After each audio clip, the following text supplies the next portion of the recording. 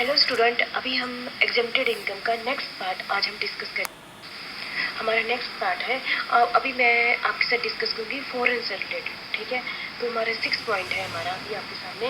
Remuneration received by a foreign person, ऐसा person जो foreign का हमारे इंडिया में आया हुआ है और वो रेम्युनरेशन लेता है इंडिया में आकर। कौन से सेक्शन के अंदर? Section 10 subsection 6 and 2। Remuneration received bye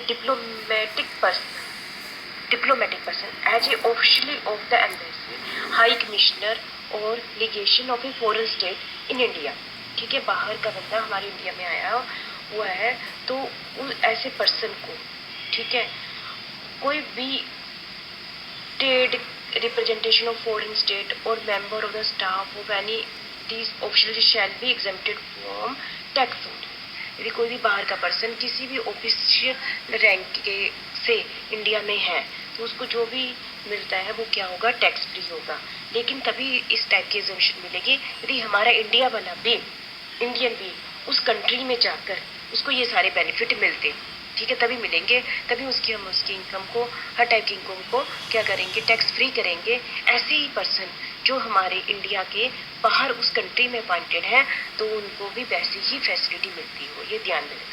ठीक है, ये कौन से सेक्शन में कहा गया है? सेक्शन 10 6 और 2 के लिए कहा गया है। आगे है remuneration of a foreign employ.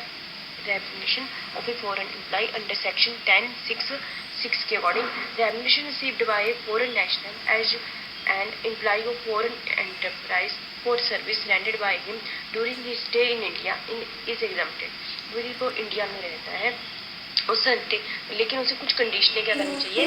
Fulfil करता है तो उसके को भी जो भी रेम्युनरेशन मिलता है वो भी क्या होगा? टैक्स फ्री होगा। नेक्स्ट है, ये कौन सा सेक्शन के अंडर था? सेक्शन 10 6 के अंडर था। अब हम नेक्स्ट पढ़ेंगे salary received by non resident as a crew member है, ये ध्यान रखना, of a foreign ship, foreign का शिप है और इंडिया में आ गया है, उसका क्रू का मेंबर है, उसको कोई भी सैलरी रिसीव होती है इंडिया में वो भी टैक्स फ्री होगी। ठीक है, लेकिन उसको सर्टेन कुछ कंडीशनें क्या करनी पड़ती है? फुलफिल करनी पड़ती है।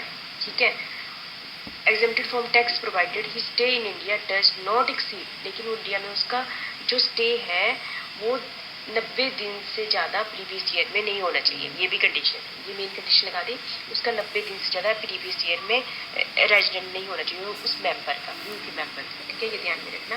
जैसे होता है ना, दूसरे कंट्री में हमारे क्रू जाते रहते हैं तो वो यदि वो 90 दिन से कम रहते हैं तो उनकी इनकम पर क्या होगा?